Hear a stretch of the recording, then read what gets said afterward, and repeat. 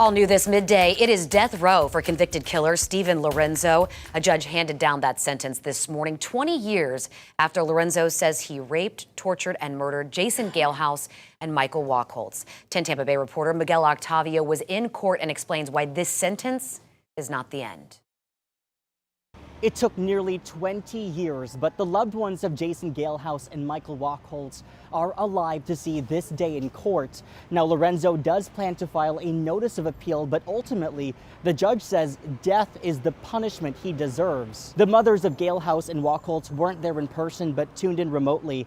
Their two sons vanished from a nightclub in December of 2003. Lorenzo says he lured, tortured, and murdered the two men, haunting the LGBTQ community for years. Wachholtz found dead weeks later in an abandoned Jeep. Meanwhile, Galehouse's body was never found. Lorenzo says he dismembered him.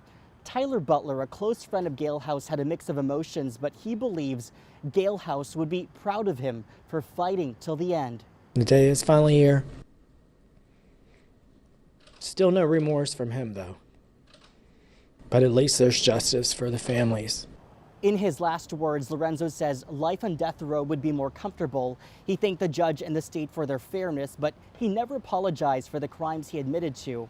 While Lorenzo is sentenced to death, this isn't over. When this case got attention, families also with missing sons reached out to Tyler Butler, the friend of Jason Galehouse who you just heard from.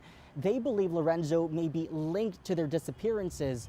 Butler just hopes they also find justice in their cases someday. Miguel Octavio, 10 Tampa Bay.